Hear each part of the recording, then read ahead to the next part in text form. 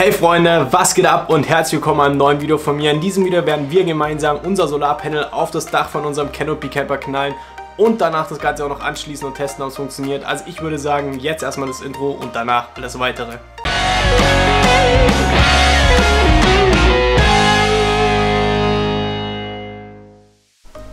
Hey Freunde, herzlich willkommen zurück in dem Video. Ich würde sagen, ich zeige euch jetzt erstmal anhand von einer kleinen Grafik, was wir alles verbaut haben, wo wie was hin muss und welches Kabel wohin läuft.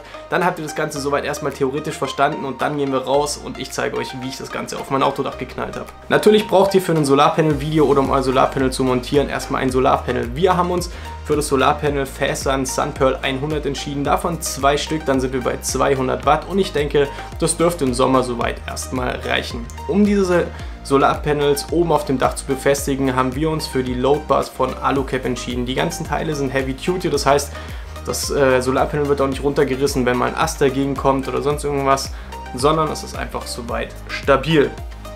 Um dann von den Solarpanels weiterzugehen, braucht ihr erstmal 2 MC4 Adapter, damit man 2 Solarpanels auf ein Kabel runter adaptieren kann. Und um dann schon mit dem Kabel weiterzumachen, ihr braucht ein Kabel, 2x4 Quadrat, um von oben bis in den Elektroverteiler runter zu gehen. Zwischendrin müsst ihr natürlich durch ein Dach, das heißt ihr braucht noch eine Dachdurchführung. Unten, um in den Elektroschacht reinzukommen oder diesen Kabelschacht reinzukommen, braucht ihr auch noch eine wasserdichte Kabeldurchführung. Und somit sind wir dann schon in dem Canopy Camper an sich drinnen. Innen drinnen braucht ihr dann einen Laderegler, weil der Strom, der oben von dem Solarpanel kommt, ist ja nicht immer linear oder nicht immer passend. Das heißt, um eure Batterie zu schützen, braucht ihr einen Laderegler zwischendrin.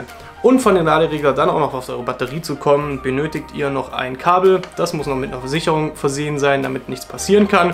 Und dann solltet ihr den Laderegler auch noch mit einem Massekabel versehen.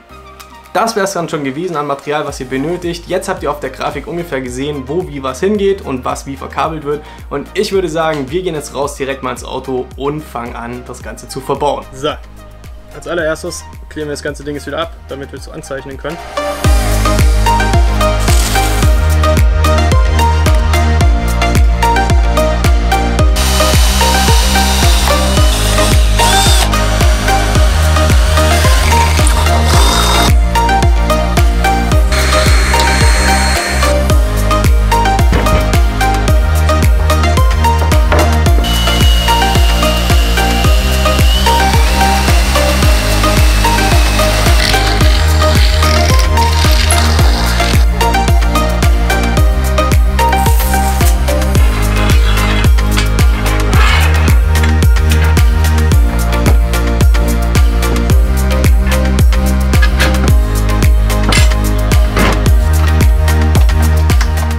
So Freunde, in den ganzen Panels sind jetzt überall die Löcher reingebohrt, die Schrauben sind durch und wir haben das jetzt mit diesen Loadbars verbunden.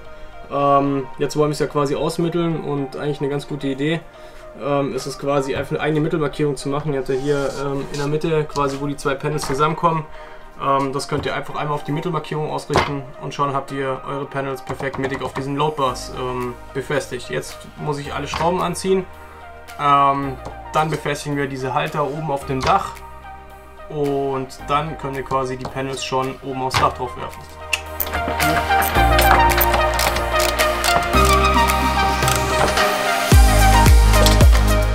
Wir haben jetzt die Panels soweit erstmal an diesen Trägern orientiert und an diesen Trägern festgeschraubt. Der nächste Schritt wird es sein, zumindest erstmal vorzubereiten, dass wir diese 2 oder dieses eine Modulkabel anschließen können.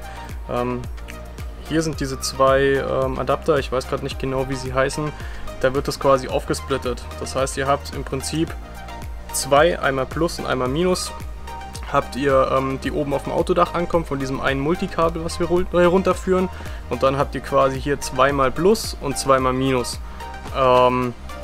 Die werden jetzt aufgesplittet. Das heißt, auf einmal Plus und einmal Minus kommt das eine Modul und auf einmal Plus und Minus kommt das andere Modul.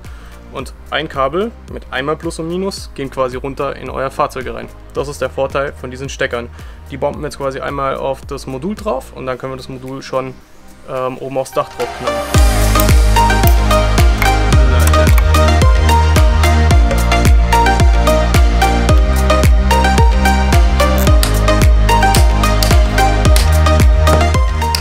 So Freunde, das Ganze ist jetzt verkabelt. Hier seht ihr eure 2 diese Multi-Pin-Stecker quasi mit jeweils einmal Plus und einmal Minus von jedem Panel. Und hier seht ihr quasi eben, wie das Ding aufgedraht ist. Das heißt quasi einmal Plus und einmal Minus laufen zusammen. Einmal von drüben, einmal von hier. Werden dann hier quasi einmal schön hochgeführt auf diese zwei Stecker. Und hier kommt dann quasi nachher einmal Plus und einmal das Minus drauf, um ins Fahrzeug quasi einzuführen.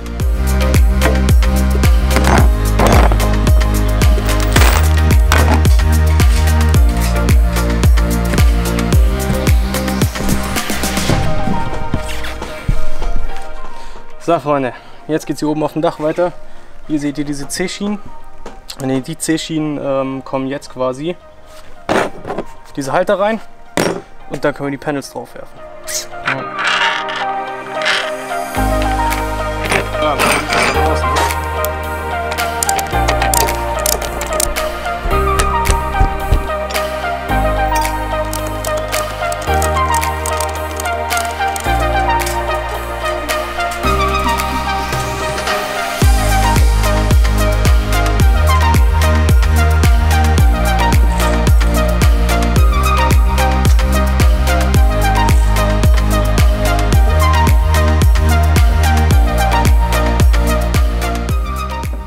So Freunde, nach einem riesen Gefriemel und riesen Gebastel ist das Solarpanel endlich auf dem Dach.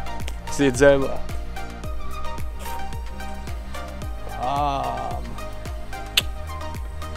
Ich würde mal sagen, geiler Scheiß.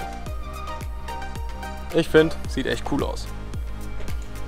Jetzt würde ich mal sagen, geht es weiter mit Kabeleinführung, Kabel runterlegen, Laderegler anstecken. Ist auf jeden Fall noch richtig viel Arbeit, aber Tag 1 ist auf jeden Fall erledigt. Die Solarpanels sind oben auf dem Dach.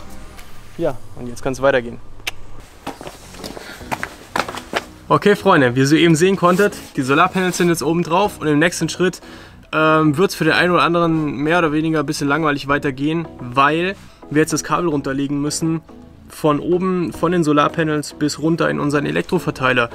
Der Riesenvorteil ist bei den neuen Canopy Campern, für diejenigen, die noch keinen haben, ihr müsst es nicht machen, weil auf den neuen Canopy Campern ist diese Steckdose schon standardmäßig von Werk ab verbaut. Richtig, richtig cool. Das heißt, wenn ihr euch die Solarpanels oben drauf haben wollt, einfach nur oben die Solarpanels draufschmeißen, anstecken, unten quasi euren Wechselrichter und so ein Zeug draufpacken. Das war's schon. Dadurch, dass wir einen der ersten Canopy Camper gekauft haben, müssen wir das jetzt im Prinzip halt noch kurz selber machen, aber ist auch gar nicht so schlimm. Und genau. Für diejenigen, die einen Rooftop Tent von Alucap haben, für die ist das vielleicht auch noch ganz interessant, weil das kann man quasi auch so umsetzen. Und genau, das werden wir jetzt quasi im nächsten Schritt machen. Das wird gleich ein bisschen gebastelt, aber ich glaube, das wird ganz cool. Okidoki. So sieht es im Prinzip normalerweise aus und so sieht quasi dann nachher die Steckdose aus. Genauso sieht die dann im Prinzip auch aus, wenn ihr einen Canopy Camper kauft, von Werk aus, nur wie gesagt, wir müssen sie halt noch selber drauf packen. Genau, und das werden wir jetzt quasi dann im nächsten Schritt tun. Das heißt, wir müssen einmal ein Loch bohren, um die Kabel durchzuführen, auch in so einer Gummitulle, und wir müssen noch 2 Löcher bohren, um diese Steckdose hier oben zu befestigen. So, ich habe jetzt hier mal noch kurz, zwei so Dinger drunter gelegt. 2 so Keile, weil dann hebt das. Und ich bohre nicht hier auszusehen unten irgendwo in die Zeltplane rein.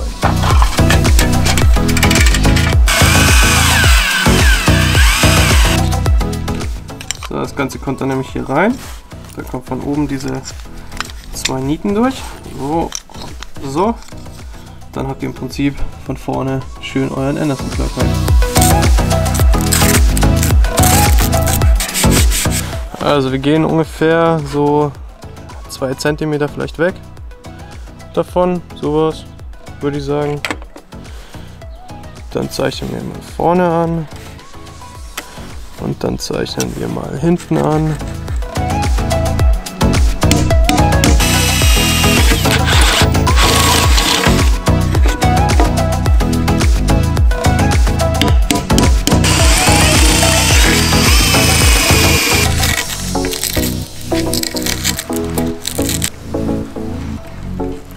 Okay, so sieht das ganze Ding jetzt aus. Die 2 Löcher, um das zu befestigen.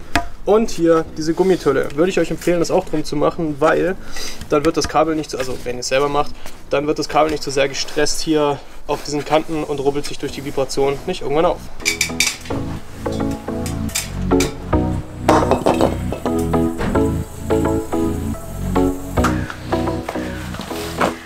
Okay, Freunde, oben ist jetzt im Prinzip alles soweit vorbereitet für die Dachdurchführung und für den Anderson Plug oben.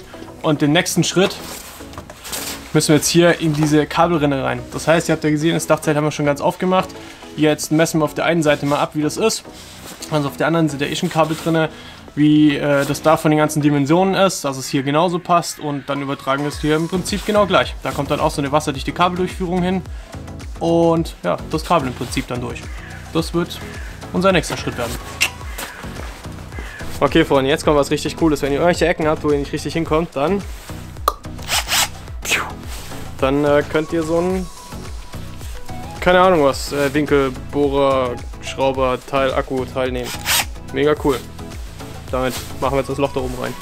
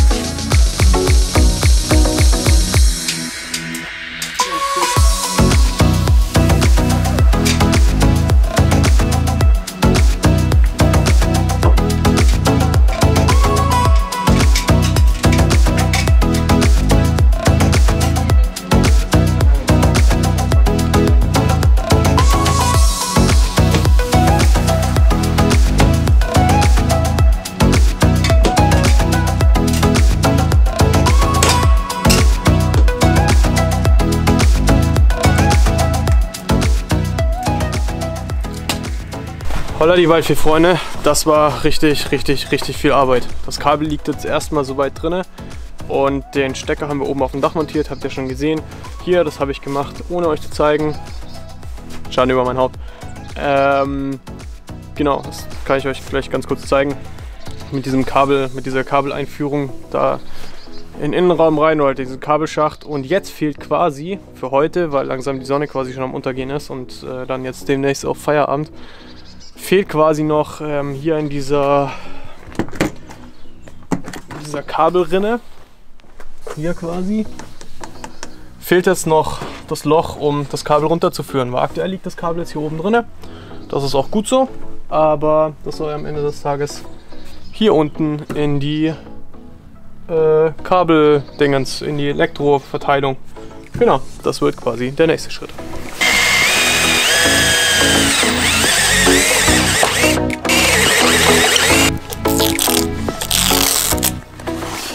So, jetzt ist quasi diese Gummitulle noch drin.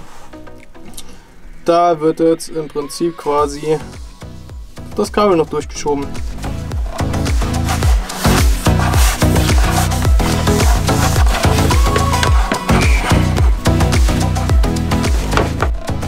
Okay, gehen wir noch mal ganz kurz darauf ein, wie ihr den Laderegler jetzt anschließt. Das Ganze ist überhaupt nicht schwierig, weil es sind ja im Prinzip nur zwei Kabel, die da drauf gehen.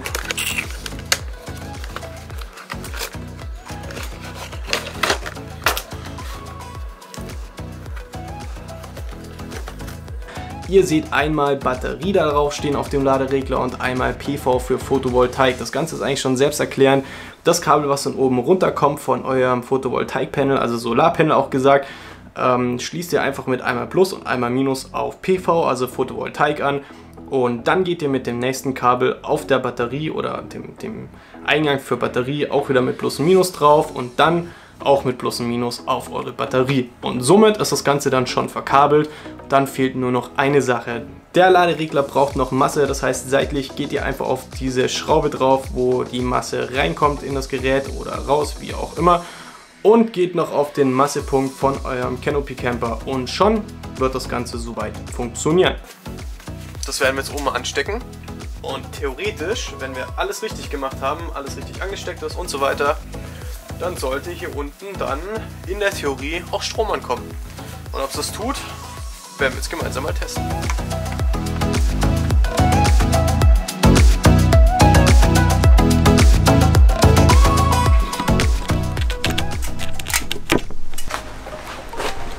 Okidoki, Freunde, die ganze Hardware ist verbaut, ihr habt es soeben gesehen und jetzt würde ich sagen, schauen wir mal, ob hier unten noch was ankommt. Das Coole an der ganzen Sache ist, das habe ich euch ja schon mal erklärt mit dem Relais, ihr habt nicht nochmal zusätzlich so ein kleines Display oder sonst irgendwas, was ihr nochmal verbauen müsst im Camper, sondern ihr könnt das einfach über euer Handy abrufen. Mittlerweile bin ich der Meinung, dass man sehr viel über sein Smartphone machen kann und sich deswegen sehr viel Zeugs sparen kann an Schaltern, Tastern, Displays und irgendwelchen anderen Geräten zu verbauen. Finde ich ganz gut und macht den Camper halt auch um einiges cleaner. Im ersten Schritt müsst ihr euch erstmal die App runterladen. Das Ganze ist da in dem Laderegler alles gut beschrieben. Ihr holt euch einfach die App runter, folgt dann einfach den Anweisungen auf dem Display, ist alles total easy.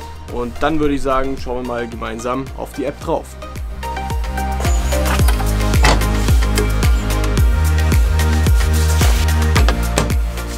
Das Wetter ist heute leider nicht so bombastisch, daher wird schätzungsweise nicht so richtig viel von oben ankommen. Im ersten Schritt müsst ihr dann erstmal euer Gerät hier oben auswählen. Es wird dann hier oben in der Liste angezeigt, da könnt ihr draufklicken, dann verbindet sich das ganz kurz über Bluetooth. Und im nächsten Schritt werdet ihr schon sehen, hier könnt ihr euer PIN-Code ändern. Das Ganze funktioniert irgendwie nicht so richtig gut. Deswegen lasse ich das jetzt erstmal. Und wie ihr seht, es ist sehr, sehr bewölkt heute. Also nicht mal die Sonne scheint, nicht mal wirklich. Und wir haben zumindest schon mal 25 Watt rein. Die Spannung hinten auf der Batterie betragen 13,3 Volt. Das heißt, das ist auch deutlich mehr, als wenn halt eben kein Strom reinkommen würde.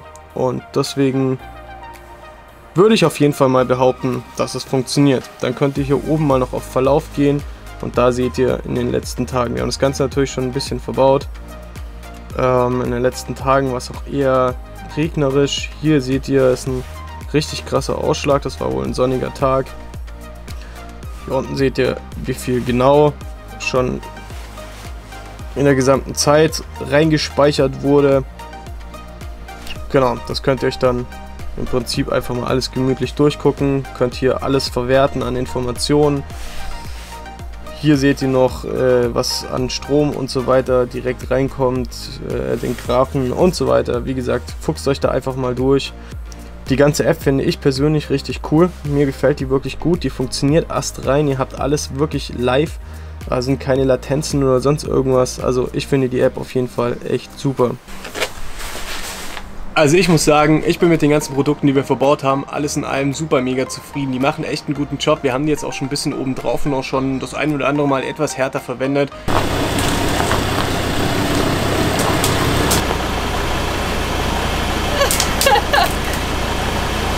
Und ich bin, wie gesagt, super zufrieden damit. Wenn ihr irgendwelche Fragen haben solltet, dann schreibt sie mir doch einfach unten in die Kommentare rein. Und unten in der Videobeschreibung habe ich euch alle Produkte reingepackt, damit ihr auch sehen könnt, welche wir verbaut haben. So Freunde, das Solarpanel ist oben auf dem Dach, Strom kommt unten an, was will man mehr? Ich denke mal, dafür kauft man sich ein Solarpanel und es freut mich auf jeden Fall riesig, dass es funktioniert. Gehen wir noch ganz kurz darauf ein, warum wir uns für das Solarpanel von Fairsun entschieden haben. Nicht, weil ich dafür irgendwie Geld bekommen habe oder von denen gesponsert wurde, nein. Wir haben das Solarpanel selber gekauft mit unserem eigenen Geld und ich habe mit Fairsun auch überhaupt nichts am Hut. Wir haben das ganze Panel gekauft, weil wir auf der Messe letztes Jahr uns da ein bisschen drüber informiert haben und das Panel soweit cool fanden. Das Panel ist ein Expeditionspanel, das heißt, auch mal bei Hagelschaden oder bei Hagel oder auch mal bei Essen oder sonst irgendwas geht euch das Solarpanel nicht sofort kaputt. Und ich denke mal, als Offroader oder Overlander ist das schon eine Sache, die eigentlich sehr, sehr wichtig ist für uns, dass nicht beim ersten Ast, der draufknallt, einfach mal direkt das Panel kaputt ist. Das wäre sehr ärgerlich. Und deswegen würde ich euch empfehlen, auch lieber ein bisschen mehr für euer Panel auszugeben, aber dafür eben nicht bei der ersten Beschädigung gleich mal direkt ein kaputtes Panel zu haben. Und ja, im Prinzip, wie man das ganze Panel dann anschließt und so weiter, worauf ihr achten müsst, stromtechnisch, habe ich euch im letzten Video, im Elektro-Video gezeigt. Wenn nicht, dann verlinke ich es dir direkt mal hier oben, dann schau es dir mal direkt an. Dann bist du nämlich elektrotechnisch auch noch auf dem neuesten Stand, was uns im Camper so abgeht. Und dann gibt es im Prinzip eigentlich erstmal gar nicht mehr zu sagen. Ich hoffe auf jeden Fall, dass dir das Video gefallen hat. Wenn das der Fall sollte, würde ich mich riesig freuen, wenn du mir einen Daumen nach oben geben würdest. Wenn du den Kanal noch nicht abonniert hast, dann jetzt nicht vergessen auf Abonnieren zu klicken und nicht vergessen die Glocke zu aktivieren, weil dann wirst du nämlich jeden Sonntag benachrichtigt, wenn wir ein neues Video hochladen und verpasst nichts. Und dann würde ich sagen, vielen Dank fürs Anschauen, Freunde. Ich bin raus aus diesem Video. Wir sehen uns nächste Woche Sonntag. Haut rein und ciao.